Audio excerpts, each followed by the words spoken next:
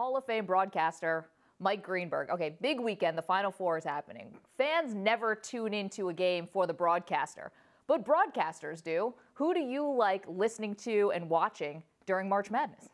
Well, during March Madness, I mean, I think, you know, look, Nance and Raftery and Grant Hill have done a terrific job. They're a lot of fun.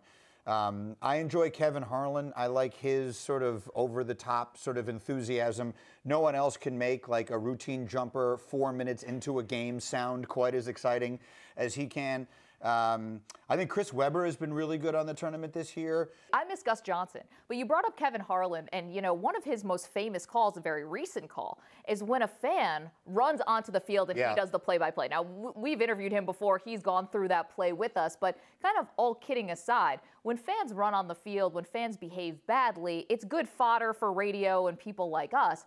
But has it gone too far this tournament? Oh, absolutely. It's gone too, and there is one ridiculous example of this now, obviously, with what happened after the Kentucky-North Carolina game, and fans are, and I won't even call them fans, some collection of subhuman beings are making death threats toward an official and bombarding his other business with phony negative reviews on his Facebook page. That's obviously taking it to an almost ridiculous level. But the truth of the matter is, you know, you and I are probably the same in at least one way, and that is that we grew up loving sports. Sure. And I grew up here in New York City, so I had the great privilege of attending a ton of sporting events as a kid with my parents. And those are the best memories of my entire childhood. And I hope that someday my kids will say the same thing, that going to games with their parents are the best memories they have. And unfortunately, increasingly in the stands at these games, be it during this tournament or maybe more so at NFL games and other sporting events, we are seeing behavior that is at minimum disruptive and in worst cases just ruining the experience for people around them. And that's why I'm involved in this campaign with Dove, with Dove Men Plus Care, where we have something that is called the Real Strength Manifesto, where they've put together a bunch of things they're asking people to sign to say, I'm going to show up at these games, I'm going to be a fan, and I'm going to behave in a normal, civilized manner. So that's what the campaign is about, and as a parent, it makes me feel good. Yeah, a lot of famous names have signed this manifesto and petition so far. You're adding your name to it. Maybe not so intense as what we're seeing with John Higgins, this referee who was getting death threats from Kentucky fans, which has clearly crossed the line. You and Mike Golick for years have gone on location outside of the studio with all your years of Mike and Mike. Have fans ever acted inappropriately when you guys, have you tasted this, whether maybe in a funny way or in a serious way? Maybe in a funny way. I've never, I mean, I'm very, you know, knock on wood, I've never felt unsafe at one of our shows. I've never been made to feel so terribly uncomfortable. I'll tell you a quick story that is the opposite of that. So a long time ago, I'm a fan of the Jets. I'm a lifelong fan of the Jets. And the Jets were playing the Steelers in a playoff game. It was a Saturday night game. It was, well, the Jet fans will know what I'm talking about. It was the Doug Bryan game where he missed 2 field goals.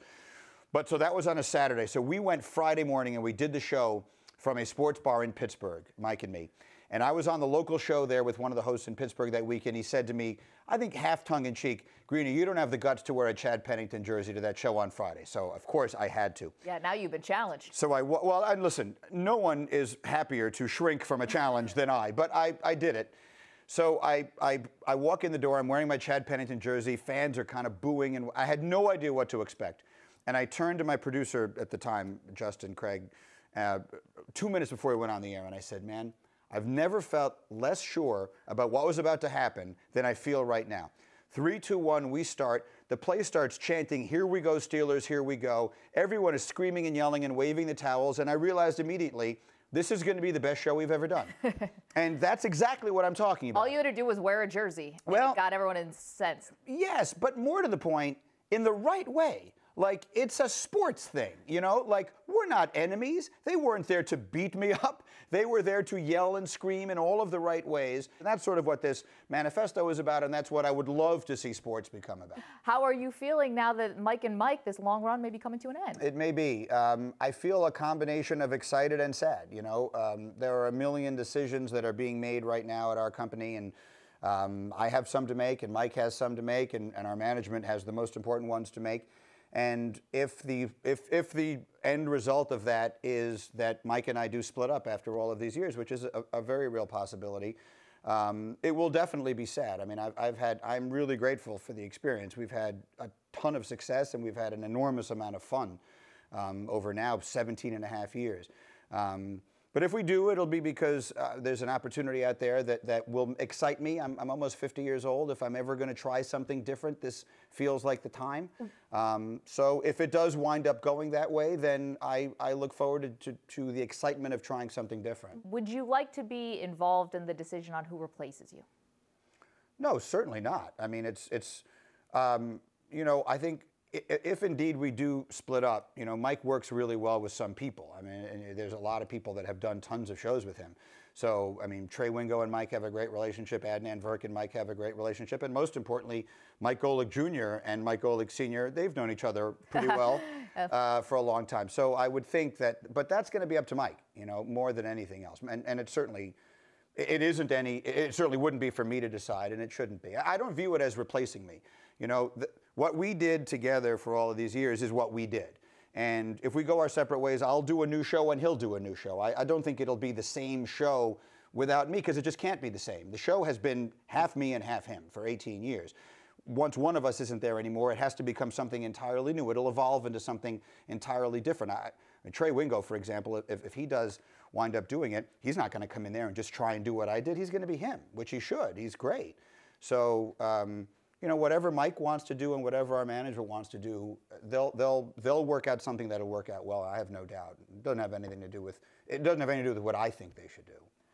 It certainly would be the end of an era. Thanks so much for entertaining us for all those mornings and continuing to entertain us as you move forward, and really appreciate you coming in and stopping by. Well, thank you. Thank you for having me. It was fun.